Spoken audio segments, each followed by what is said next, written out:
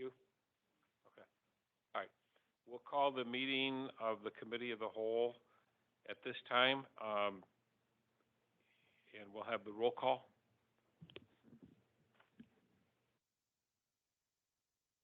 Mr. Furman, Present. Dr. Hans,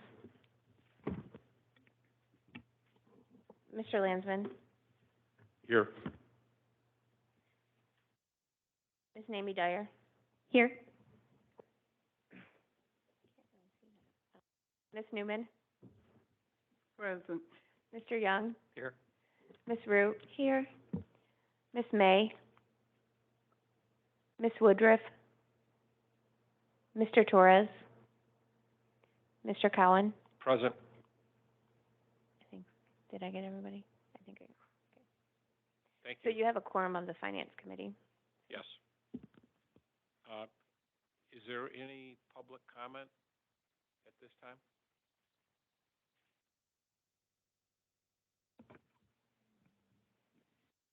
We do not have any public comment on the online forum, and I do not see anyone located in the room, but we do have a second opportunity at the end of the meeting for public comment. Okay. Thank you very much. You're welcome. Is there anyone here who wishes to address our board? There being no one, we'll move on. For approval, I need a motion for approval of our agenda. Move for approval. A motion, support. Is there any discussion? There being none, is that voice vote? All those in favor say aye. Aye. All those opposed, motion carries. All right. Our first item of regular business is our item of budget amendment number 1.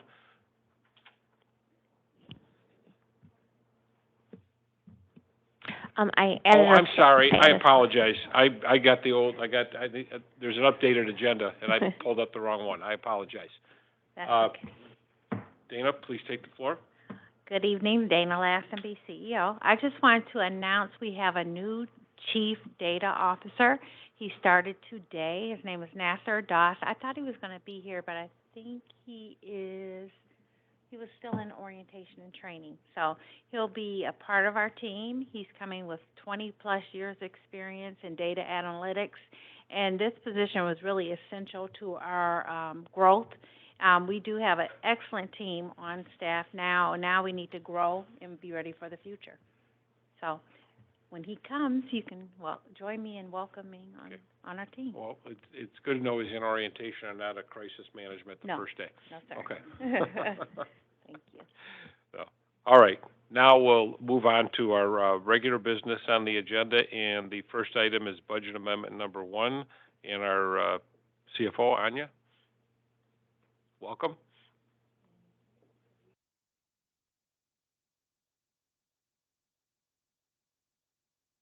I have budget amendment 1 for you. I believe it's in your packet, right, Sheila? Okay. So I'll just walk you through the high-level points. I do have a list of bullet points if you would like those hard copy afterwards. We had talked about initially when we did this budget that we didn't have the actual rates yet. So what we were using was a very conservative estimate from historical rates and kind of a draft set of rates we had been given. So we did get the actual version that is now being added to amendment number 7 of the PIHP contract. So with those updated rates, we're still lean pretty conservative from a revenue perspective. One of the things they did adjust was the eligibility trend, which I mentioned was one of the things I was concerned with. They had it at 6.3. They did reduce it to, I want to say 4.3. We still went with 2%. So when they reduce the eligibility trend, what that does is just means they divide by a lower number. So they have to increase the rates to make up that difference. So that increases the rates. So even though we still went with the 2% increase in eligibility, because the rates did increase, the revenue went up a bit. So what you see happening here in Budget Amendment 1, that center column really looks at the actual changes for Budget Amendment 1. So you can see there's about a $5.3 million increase to Medicaid. a $38,000 increase to the HAB waiver program, $6.3 million increase to Healthy Michigan, premium pay, which is the COVID pass-through money to direct care workers, that increased by about $500,000.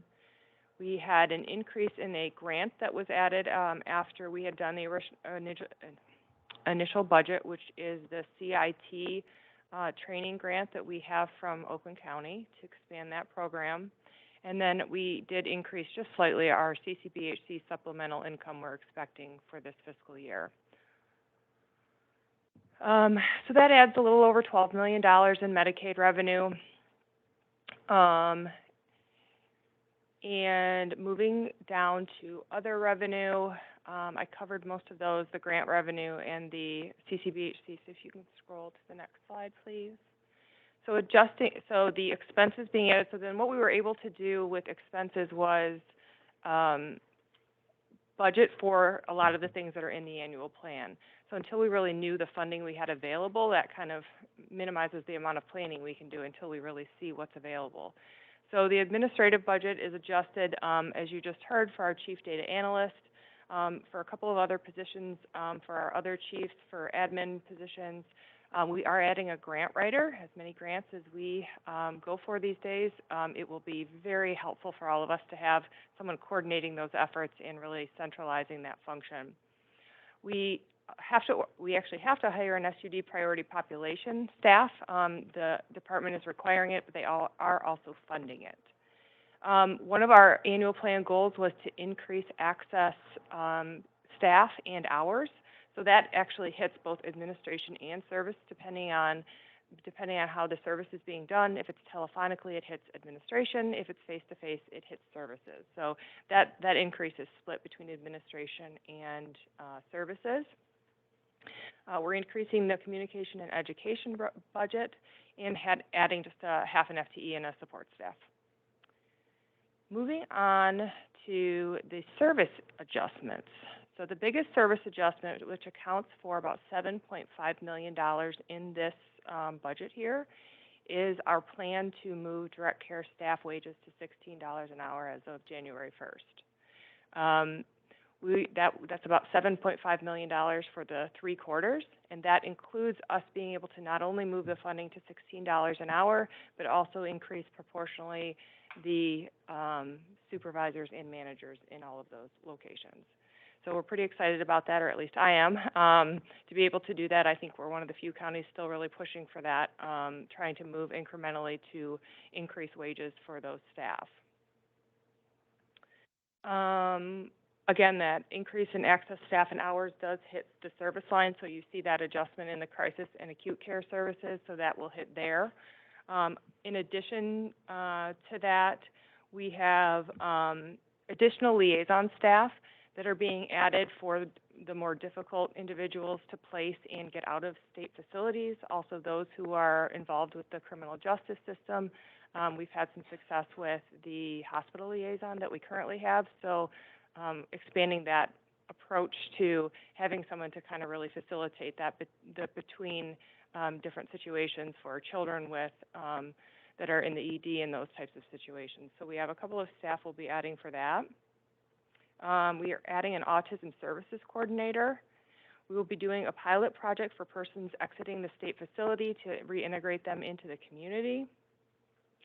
And then also a project to work with providers to transition people involved with the justice system back into the community as well. Finally, the other expense is a lead for transportation. So one of the things happening as of 10/1 of next year is we have to not only report, but also authorize transportation services independently. So currently those are rolled into many other services, but those are being separated per the department, and that will have to be pulled out and authorized, reported, and most likely funded independently because they're rolled into a lot of our rates right now. Yep. Everything. Yep. So everything from primary to and from an individual's home to secondary to and from an individual's vocational or community supports. So all of it has to now be reported independently as of 10/1. So that's gonna be a big change, because it's not been, it may be, internally within organizations reported, but we haven't reported it directly to the state separately. It's always been rolled in, so, part of a bigger, bundled service to the state, so that has to be all separated.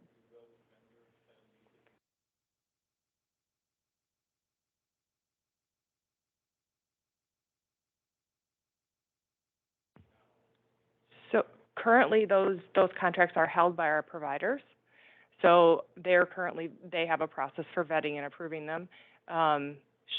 Assuming that's the way it continues, then they would continue to do that credentialing and or vetting process with them. Mhm. Mhm. That's okay. I can back up.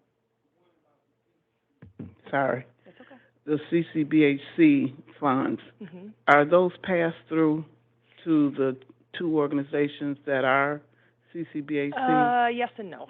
So CCBHC, I could probably spend an hour by itself on the funding alone.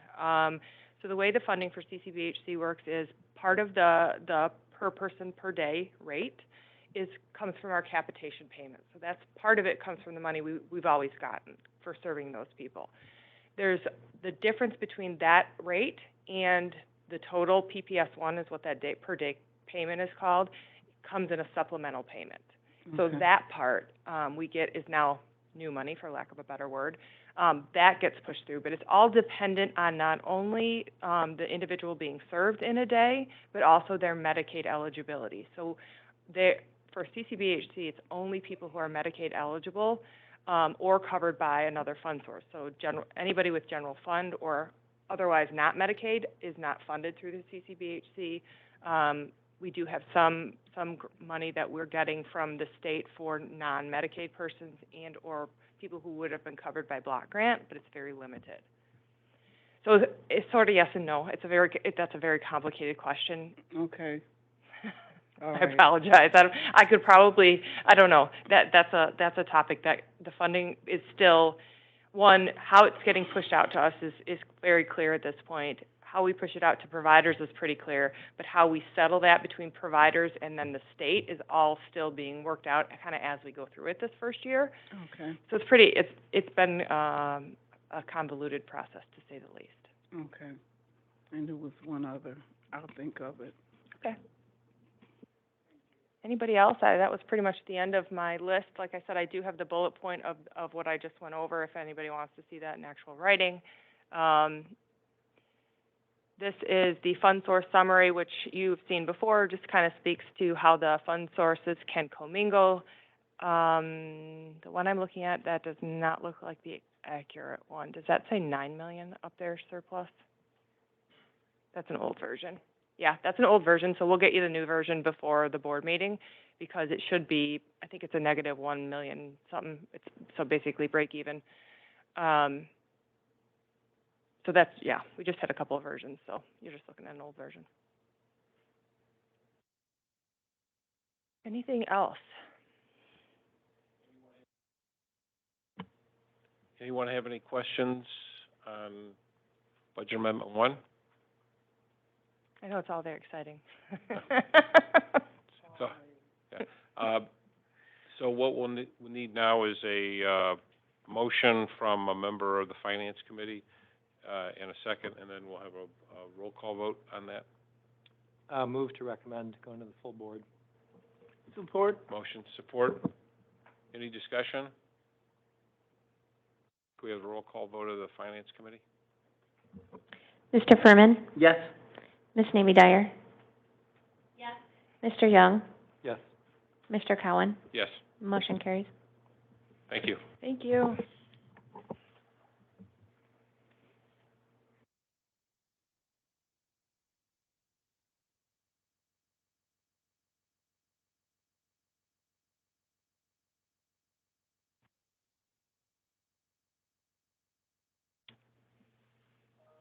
All right, our next item, we have 2 contracts to review.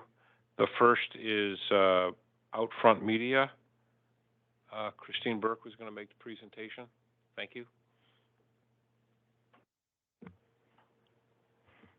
First is Comcast. I'm actually going to let Suzanne present the contract. She has been working and facilitating both. Just a little historical reference for these contracts. Who is Traditionally, Jalen? Is he standing right there? Okay. The one everyone's, who's Rowan's talking to. Did Rowan make it? Yeah, he did. Okay, I'm gonna text Dad because he's dying to know, okay? All right. they are muted. So historically, these contracts have both been and are under 100,000 annually, and during January when we do our community and communications outreach presentation to the board and we talk about our awareness initiatives, these contracts are included in that conversation.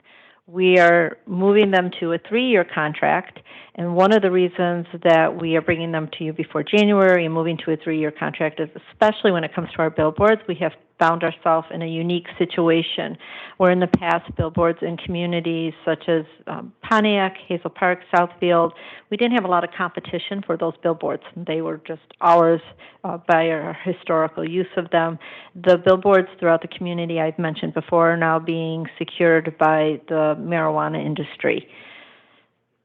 So we are being proactive and have asked our vendor to please put a 3-year contract to secure those billboards. In essence, if at the time one of those organizations was to come to and request a billboard and we did not have a signed contract for that billboard, we would probably not only lose it then, but we would lose it in the future. It would be theirs because they would have the first opportunity to use it moving forward. So that is one of the reasons we went to the 3-year process, and just wanted to give you some historical reference before Suzanne.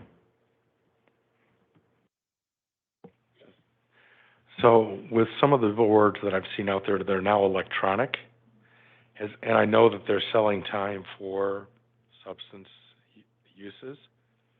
Has there been any thought to reach out to those guys as well so that maybe we can get scheduled and follow theirs with our message? We do utilize the electronic, so we have a mixed use. Some electronic boards, some billboards, what they call poster. There are advantages and disadvantages to them. So the electronic, you are guaranteed to be seen at least once every minute or two. So your visibility is a little less. The benefit is you can change your message throughout the month, so that is one of the benefits. But we do a mixed use based on the area, geographics, number of people we serve in that area. So there's some metrics that go into it, but they are useful. They do have a value. I'm going to turn it over to Suzanne. Good evening, everyone. I'm just going to cover the Comcast contract first. So I know Christine was talking a little bit more about the billboards, and we'll talk about those next when we talk about the Outfront contract. But for the Comcast contract, we have been working with Comcast since about 2019. As Christine mentioned, we've been doing just sort of yearly contracts with them, but wanted to expand to a 3-year contract. We do a variety of different messages. We pretty much advertise with them on a quarterly basis. We kind of have a couple of months that we piggyback on, but for the most part, it's a quarterly basis. And we target specific months. So for instance, in November, we have a veterans ad that we run on the Comcast channels. And it's a number of different channels from a wide gamut of interest. So you've got CNN, you've got ESPN, you've got the Hallmark channel. So it's a wide variety of interests. So we're targeting different populations that might have different interests. So it has been a really great campaign that we've done in the past, and we wanted to continue with that, which is why we're bringing this 3-year contract. One, I mentioned veterans. We also do a lot of SUD, substance use disorder campaigns. We have multiple ads for the Comcast contract. It could be for prescription drugs, opioids, prevention campaign, and we run whenever we're focusing on our SUD campaign for a particular month. So, for instance, September, we do our SUD campaigns in September because it's Recovery Month.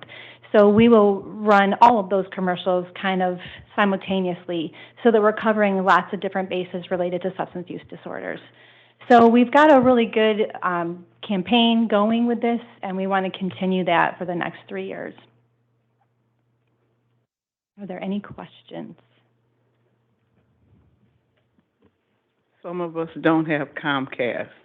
Is there any way we could bring the commercials here and air them in a meeting so we could see those of us who don't have Comcast? Absolutely. They actually are on our website. So Okay. if you go to resources and on our website, it's on our YouTube channel, and Okay. all of our commercials are on our website, on the Okay. YouTube channel. So Thank you. You're welcome. But we can send you the link. Yes, we're happy to do that. We can post it in Boardable. Go ahead. That actually kind of raises a good question.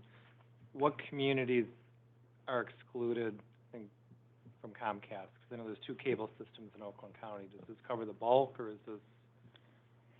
It does cover a wide gamut of audiences, and we do target some of the communities, like we target some of the, same with what we do with our upfront contract, is we target Pontiac, Madison Heights, Oak Park, Southfield. We have a number of different communities that we can even mix that up if we need to and target different communities. So they have that capability to build our campaigns to run it and target different communities. Some of that too, so remember, we also have advertisements with Channel 4 and Channel 7, and then we have, when we do our presentation in January, we'll highlight the different approaches. Some people don't have cable or internet, and so we do direct mail. So there is a multifaceted approach in making sure that we're being mindful that not everyone has access to the same mediums. So just to highlight really quickly on the slide that you all have, obviously, we've spent approximately around $30,000 a year for this particular contract, being that we want it to be a 3-year contract. It would be around $90,000, not to exceed $150,000. Sometimes we add additional campaigns throughout the year. We might get some funding from grants and things like that. So we wanted to be able to have that ability, if those opportunities come along, that we could do a campaign as well. Could you just provide us with a list of the different channels that Sure. you advertise on, just so Luckily, we I have have it awareness right here in of it? front of me. And I do note that Hallmark Channel has already started their Christmas movies. Wonderful. Looking forward to that. Yeah. Yeah, we can provide you with that. Like I said, I went through about 3 of them, but it is, Yeah. I mean, you've got your Lifetime, which also has the Christmas movies and things that go on. Bravo, VH1, Fox News, so a variety of different, but we're happy to provide you that information Okay. as well. Thank you, I appreciate it. No problem. Just so I know which channels to watch, so I Okay, can see the see our commercials. commercials. Great. Anyone else? Anyone else on questions either on the Comcast or the Outfront Media? I think you have to bring them separately, is that right, for a No, vote? we're gonna do them separately, but they kind of covered the Comcast issue, unless there was any other questions anybody had on Comcast. No, out front, I've got questions, let me get to that one. I do find it somewhat ironic that we are our competition for the billboards, but it is what it is. They're all over the place, so. Yeah. And they're getting those permanently, so they have them for a year or more, and so we don't have the capability of getting those for a year or more. So we've been able to secure a few so that we can have that coverage. All right, well, that's a good move on our part, so I'm glad you were able to do that. All right, any other questions? There being none, why don't we have a motion first on the Outfront Media contract? What's that? No, I thought you covered Outfront. No, I think you have to vote on cable on Comcast first, and then we'll do the Outback contract. Did you already review, I think he's saying he already reviewed both contracts. No, we just covered No, the we're- first one on Comcast. I think we've covered the ground on both contracts, so, yeah, I'm just saying now, we'll take them So in. if we're gonna talk about both, then I've got questions. Okay, on then the go ahead. billboards. Yeah. We pulled all of our billboards out because of what you just talked about. From southern Michigan to the bridge, virtually every billboard is some form of cannabis. Some are very tasteful, some aren't. And I understand why they do it. It's one of the few medium that they can actually go in and pay cash for. So I guess part of my question is, given up until recently, there were a lot of advertisers on the boards, and now that there's so much that's cannabis-driven, and maybe it's good that we're gonna be in the middle of it, but on the other hand, my question is, are we gonna be overwhelmed by, it's like, you gotta roll back when, hard liquor could be on there, or go back 50 years when cigarettes, so My only concern is, like, higher ed is pulled off billboards. We used to do $200,000 a year on billboards. We do zero now because of the cannabis. So our partners in the health division are following suit with us as well. And it's a little bit, to your point, would we get lost? I don't think so because of the boards we're picking. And if we can secure them, they are in a higher need area. Then most of them are going to be poster boards. Some things that the billboards offer are people are still walking. People are still driving in those communities, but in the communities where we have some of these boards, it's more grassroots. People look to their immediate surroundings for guidance. So that's one of the reasons we're going to keep the boards. The other thing, and I think I've mentioned this before, when you purchase a board, and this is where it's going to be tricky for us when we are looking at how we're going to manage this. In the past, we would purchase a board. If no one took that board, we'd have it for 3 months for the same price as one. So we are going to have to navigate this new challenge. Our first line of action was to not lose the boards we had, but I think we're staying in line with the health division as well as maintaining our board presence. But I appreciate that. I know there has been some conversations where some people have pulled boards for various reasons. For our target audience, I think it's still just one more resource to try and reach people that we don't want to lose. I hope that answers your question. Just to reiterate, it's just an educational strategy to try to combat some of that messaging so that they at least have resources available to them. I know, I see the amount we're spending. They spend that much in a month. Mm-hmm. So it is huge. It's a sea change that's fundamental out there. So It's a big undertaking. so we're aware. Any other questions or comments? Okay. I'll just flip to the out front media Okay, so the sure. board can see the dollar sign that we're talking about. And just really quickly, just to highlight this, I know we've talked a bit about it. Our typical yearly spending was around $70,000. There are yearly increases for this 3-year contract, but very minimal. So we're looking at about $245,000 for this contract. And just want to mention some of the, we already talked about that we have some permanent boards that we are able to be in for the whole year, for the whole 3 years actually. And then we do utilize a lot of the digital advertising as well. We have a couple of digital boards kind of playing around with that. And we can change our messaging if we want to, but sometimes we like that consistency in our messaging so that people have that recognition for us.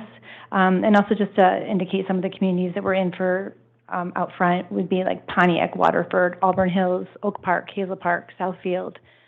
So we're Oxford. So we're in a number of different communities with our boards. You should approach Auburn Hills City and see if you can get your message on their boards the city bought when the Silver Dome left. Okay, thank you. Thank you. We're like free. Well, free, that's a word we don't hear too often anymore. Public service announcement, right? Yeah. Good.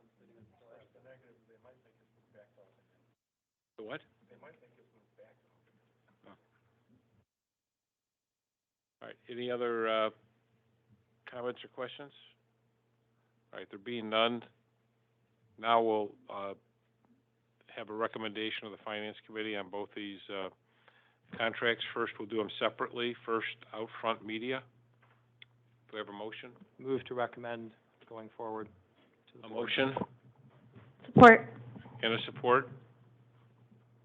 Any discussion? Roll call vote, please. Mr. Furman? Yes. Ms. Mamie Dyer? Yes. Mr. Young? Yes. Mr. Cowan? Yes. Motion carries. Thank you.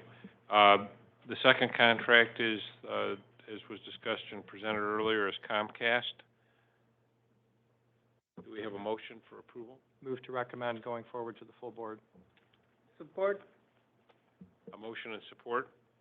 Is there any discussion? There being none, a roll call vote, please.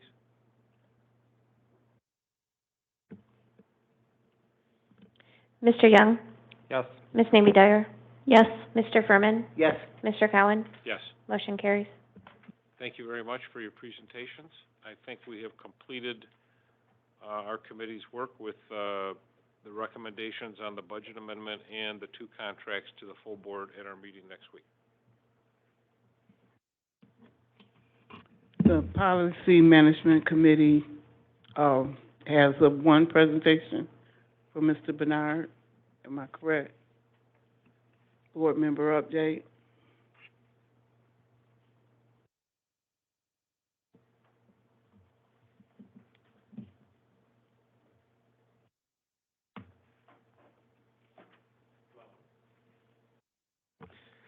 I'm Bernard Hooper, Chief Corporate Compliance Officer, to the members of the Policy Committee, also to the members of the Committee of the Whole. I would like to present this evening regarding compliance issues with respect to the board, with respect to the roles that directors play in communication and conduct with respect to the public and those who interact with them. Primarily, the basis of the conversation is taken from information that you will receive electronically. It is with respect to the CMHA information about board orientation and board responsibilities. And with respect to that, there are just a few things that I'd like to focus on in this short time. We'll try to keep this to less than 10 minutes. You know how I am, so I will do my very best. The buzzer will go on at the 10 minutes. The buzzer will go off in 10 minutes. Very good. The initial understanding is that in your role as members of the board, you are now key informants and advocates and ambassadors with respect to the community mental health system.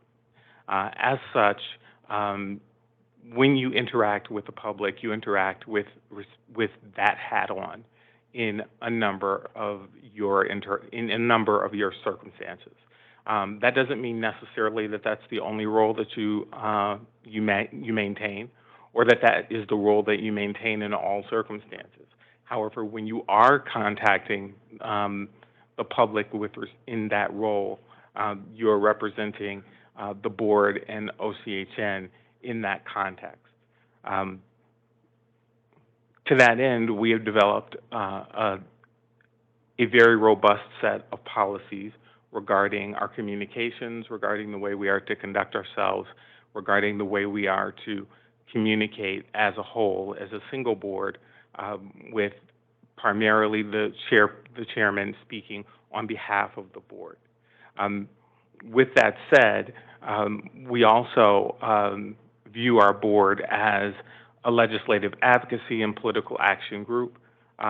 Because you are a different and distinct group than we are as the executives and staff of OCHN, you have a different type of credibility in the community. We are viewed as having a self-interest, if you will, in how well this organization does. You are viewed as having a policy interest in how this organization does and how it is interacting with the community to resolve the issues for individuals with behavioral health. So a very different perspective, and therefore you hold a very different position on the pulpit, if you will. So we expect that you would respect that opportunity and respect the ability to communicate with individuals and to receive communications from individuals as well. That is a critical component of the message that I'd like to share with you this evening. One of the things that is unique to being a member of the board is that different people will attempt to share information with you regarding their particular perspective of OCHN, the behavioral health system, political issues involving behavioral health as an issue in the state. However, those people don't necessarily have only a single outlet to communicate that. OCHN is structured in a way so that we have a number of different outlets for people to share their concerns, to have their concerns adjudicated, and to have their concerns resolved. So there are recipient rights, and our recipient rights department. There's customer service. There is due process, as well as other components of compliance that will allow an individual, if they find themselves to be aggrieved or to have a complaint, to actually reach out to the organization. So the organization functionally does receive those complaints on a regular basis and does have a mechanism for discharging those issues. We do it on a regular basis. It is reviewed by the state, by MDHHS through HSAG. It is also reviewed by our certification organization as well. And to that end, you should be assured that information that you're receiving from people who may be providing you with statements during, for example, our town hall, or during public comment, or outside of those arenas, are also being received through channels where they're being worked on individually. And they're being worked on professionally by individuals who are trained to resolve their issues. So that is important for us to share with you. And it is an important thing to understand that the organization of our structure is such that the board works from a policy perspective. The executives work from a strategic perspective. The staff works from an operational perspective. To the extent that that is the case, we all have our respective protections, director or officer protections for insurance, staff with respect to their operations, particular liability and indemnity, as a result of maintaining their conduct within their specific role. So to that end, it is important that you as directors maintain your operations within your role in order to protect yourselves from liability and in order to protect the operations of OCHN from disorder and from communicating something that is seen as being appropriate because of your position, but not necessarily the operational reality or the strategic purpose that we within the organization are moving forward with. So there is a dynamic that is important to understand in that regard. So when you are approached by someone from the outside, it is important to recognize that if they are speaking to you about this organization, they are in fact speaking to you because you hold sway in the policy of this organization. It is not by chance, for example, that people reach out to you. It is not by chance that the board speaks to the CEO and the other chiefs respond to that, and that directors respond thus, and so on. That's the structure that we have, and it is important not to allow yourselves to be manipulated, if you will, by individuals who have their own individual agendas. That does not mean that individuals that reach out to you do not have very valid points and that you should not hear those points. It is that you should relay that information to the chief, the CEO, and the CEO will then direct it appropriately through the chain and through our operations in order for those responses to be dealt with appropriately. So with that said, there's a list of what a board should do. That is inspire and lead, recognize the importance of good rapport between the board and the director, set priorities, establish and maintain a working relationship with other agencies and organizations involved with funding and service, encourage experimentation, establish a means of recruiting and recommending new members, research efforts to improve service, organize for optimum production, recognize the efforts and contributions of all board members and communicate with seemingly disinterested members, maintain a level of objectivity regarding comments, complaints, suggestions by listening, administrative referral, and total board consideration, and be aware of the voting position of a board member on an item that may be that might be for personal gain or some kind of conflict of interest. So those are the kinds of things that board members should be certainly cognizant of when you go about your duties in the ordinary course. One of the things that it says here that board members should not do is they should not be involved in clinical issues or management. Those are very, very specific issues that are not necessarily within the purview of your responsibility as board members, and they are areas where you can incur liability by giving advice in those circumstances. When you are encountering a clinical issue or an issue of management from the outside of the organization, the appropriate thing is to disclose that information to the CEO, and then have the CEO and our processes work effectively to discharge that issue. So that is an important thing to maintain. So lastly, board members set policy for the programs to follow and set goals for the programs to strive to complete.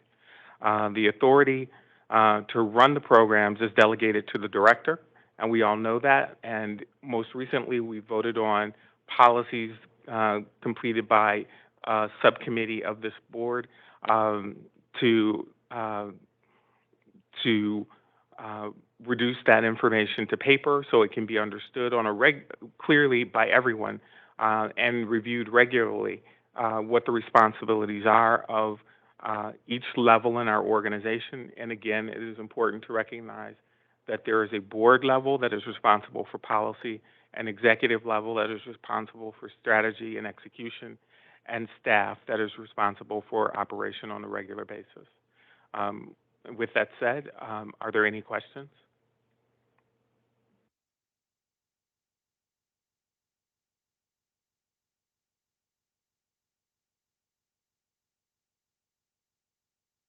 Thank you.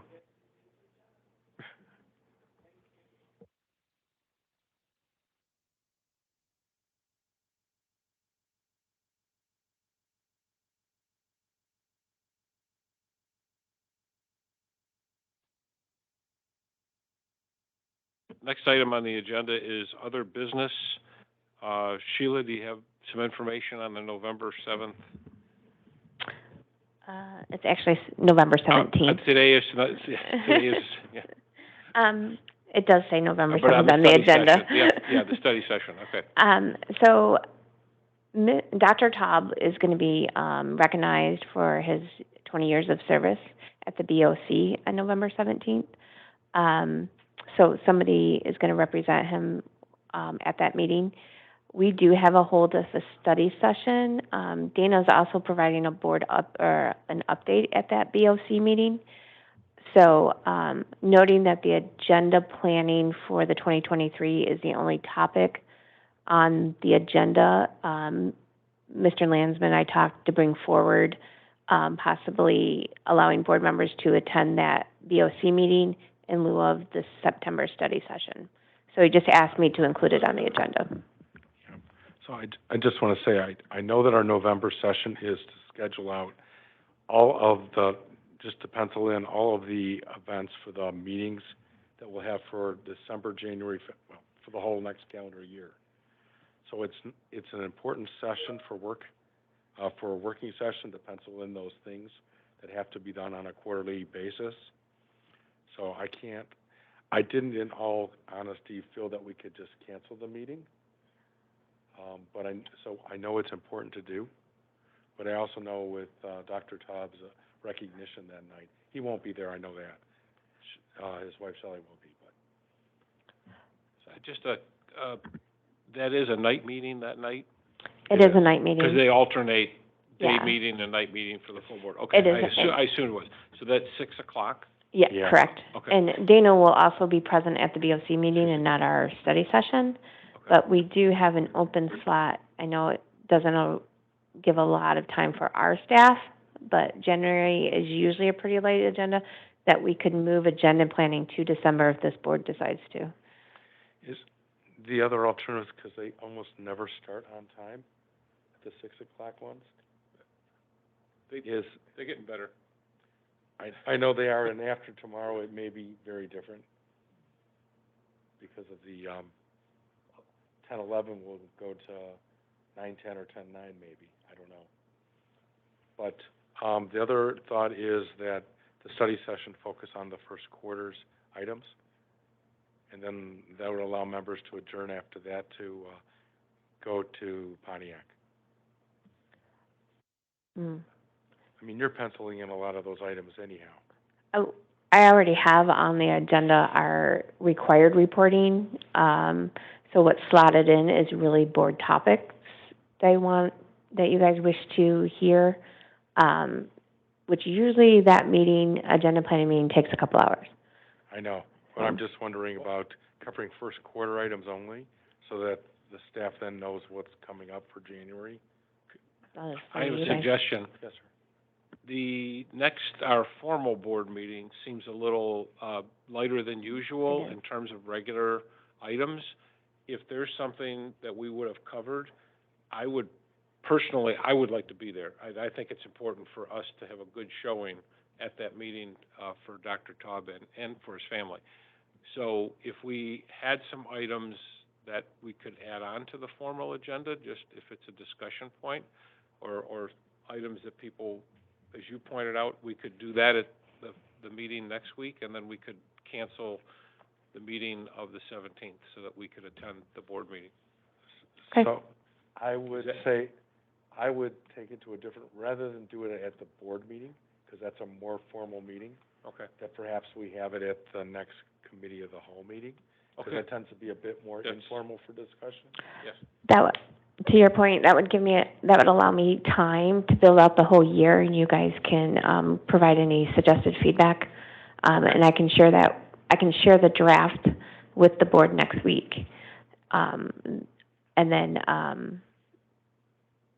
you guys can give any suggested feedback, and then we can share it again at the cow. Okay. Okay. That's fine. So the only other thing that occurs before the study session is the executive board at 5 o'clock. And we have Do you want to move that? 4 board members. Do you want to move that up and But to make it 4 o'clock? I could do that? I don't think I could. You can't. No. I can share the draft agendas with the executive committee online. You don't necessarily need approval. I can just share them, and you guys, I'll defer Do to. that. And I can just share the solicit draft agendas feedback. for December. December's always pretty light too because of the holiday season. So I can just share the draft agendas with you guys via online and cancel the executive meeting. Okay. So we would cancel both? What do you think, Adam? You're secretary.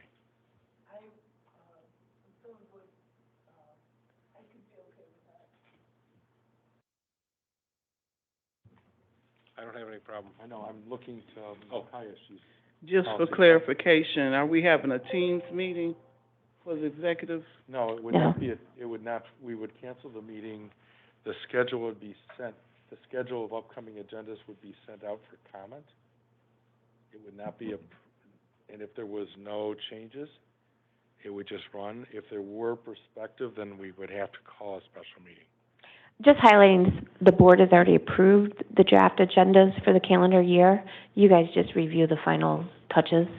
So it's already been an approved kind of agenda. You guys just review it prior to the month.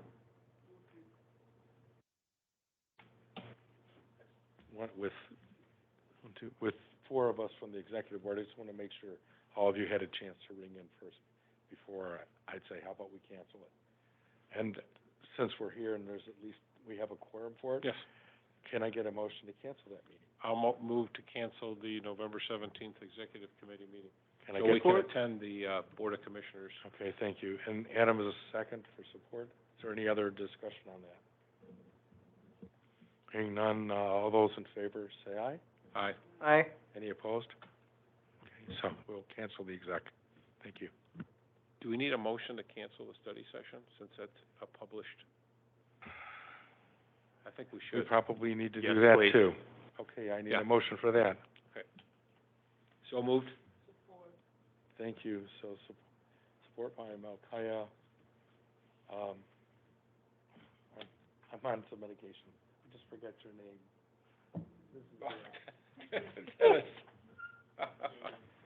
Dennis. Dennis, thank you. Like I said, I'm in bad shape today. So we have a motion by Dennis, seconded by Malkaya. Is there any discussion, by any of the board members? Okay, all those in favor of canceling the study session, say aye. Aye. Any opposed? Okay, that motion carries as well. Thank you. Please keep in mind that you have already reviewed the agendas for the year. Right. Therefore, if at any meeting you want to make a change, you can make a change at the beginning when you approve the minutes of the prior meeting, if you want to make a change to the agenda of that meeting. So you'll be more than adequately fine with that. Okay. Just a note for those who are going to the Board of Commissioners meeting, it's the circular building in front of the courthouse and the administrative offices, just if you haven't been there before, so. Park on the south side. Yes, park on the south side, and then, right, so. Yes, you can take, for Board of Commissioners meetings, you can take your phones in, yeah. I think they have the metal detector set up right there in the front yeah, we don't have to go, you don't even have to go through the courthouse at all. So, but it's good to park, a good point, park in the south parking lot, and then you can walk right across the street. The lights will be on, so they shouldn't be a problem. Okay. And I would encourage, as I know everyone does, if people can make it that evening, I think it would be a great, honor, a way to honor Dr. Taub. So. All right, next item, Christine Burke on communications event update.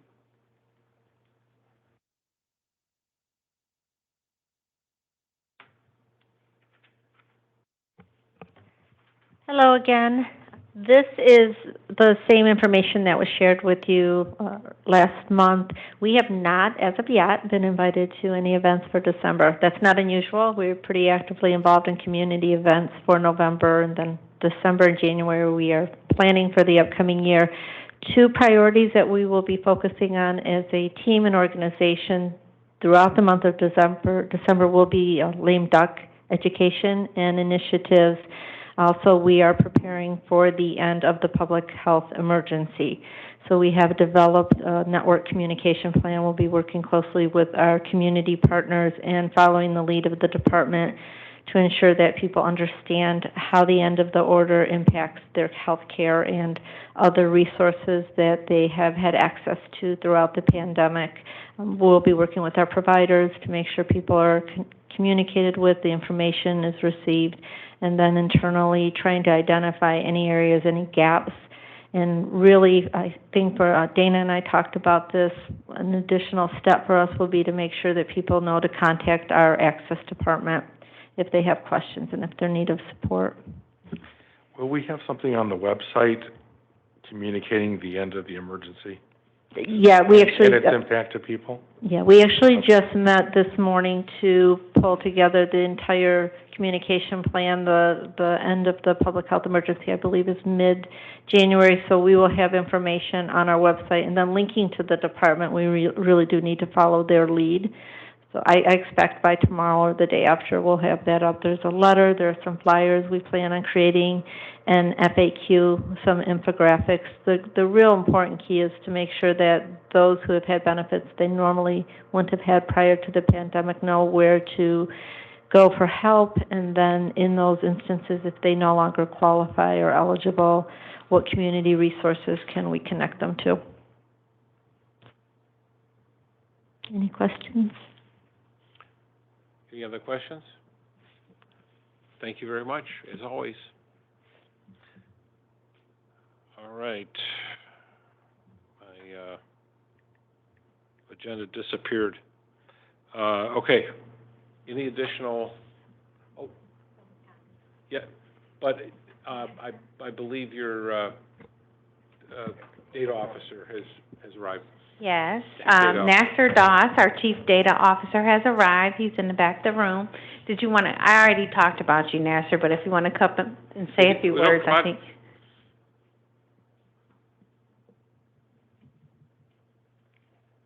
It was all good stuff. Do you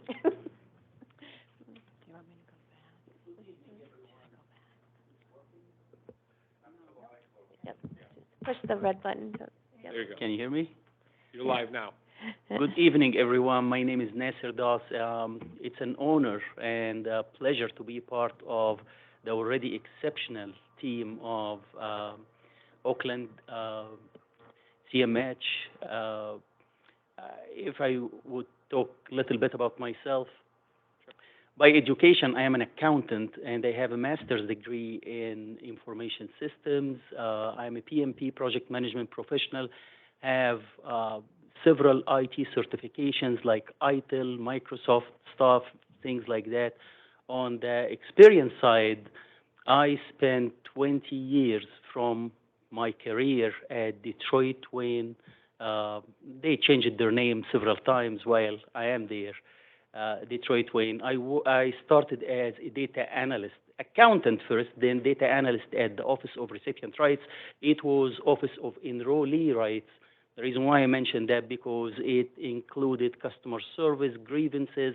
So I got this part, then they moved me to quality management as the data quality administrator, where started to working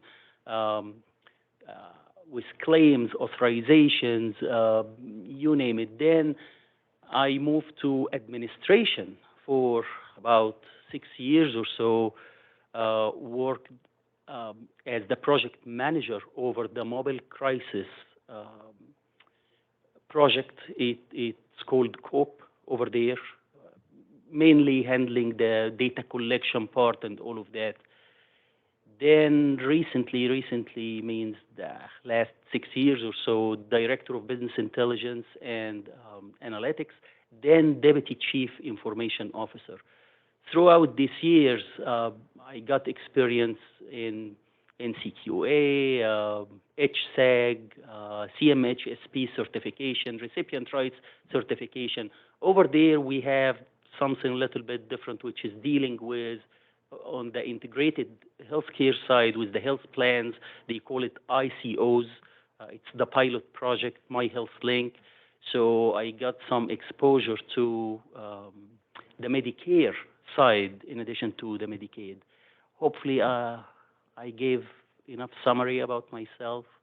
And again, I am happy to be here, and I am looking forward to add value and make a difference in the lives of the people we serve. Well, thank you very much. Thank you for coming after I'm sure it was a long first day. We appreciate, we always know those get a lot of paperwork and all those types of things. So on behalf of the board, we want to welcome you. I'm glad to hear you think highly of the staff already.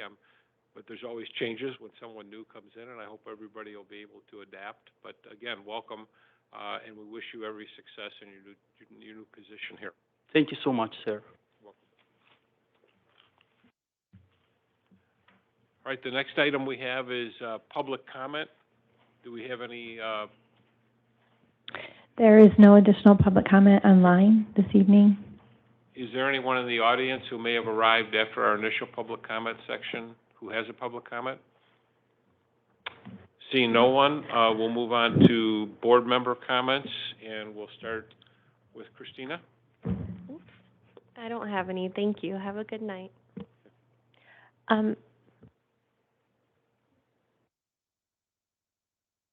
Nope. Melchiah? No comments. John? Thank you, Dennis. I can't believe I forgot your name. That's fine. I just want to say thank you to the staff for putting together the presentations, the reminder of policy as well. So I appreciate that. Just a reminder to the board that please come to the board meeting next week. We have a number of action items from the contracts we discussed today, but also a PIHP contract renewal as well. No other comments, thank you. Adam? I'd just like to, again, thank the staff for the time putting the agenda and the presentations together, and welcome to Mr. Doss, and glad to have you on the team. I want to thank Bernard Hooper for his presentation to us.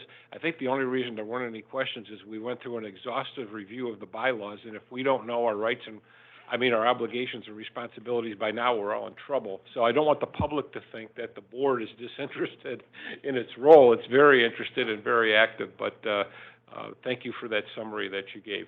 And I also want to thank the staff for all their presentations this evening. Anything else? Yes, we potentially have a public comment.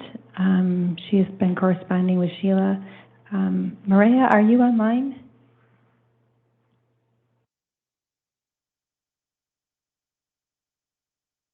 Maria, if you're online on a phone, you select *6 to unmute yourself.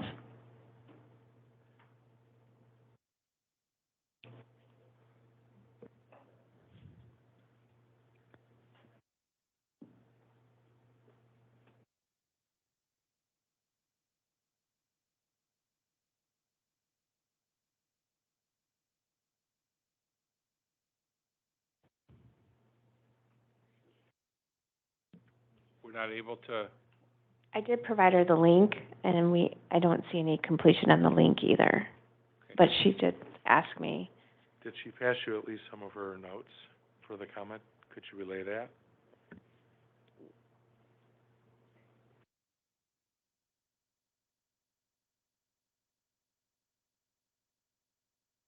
So the correspondence I have is she asked me how to make public comment, or she would like to make it.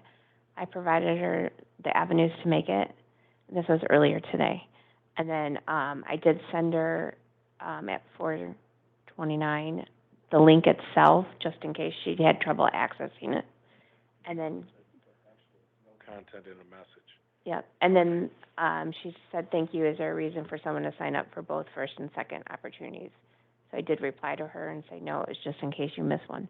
So that's the only communication I have. Okay. But Well, she has access to the link. Maybe you could follow up with her and, I'm sorry, I wasn't sure if it was a man or a woman, so whoever was, but maybe you could follow up and let them know that we have a board meeting coming up. If they want to make a comment to the board, Okay. we could do it that evening. Okay? Mm-hmm. Okay. Yeah, if it's a particular problem, obviously, yeah, or challenge, yes. Okay. Okay. All right. That brings us to the end of the agenda, so unless there's further business, there is none. We stand adjourned.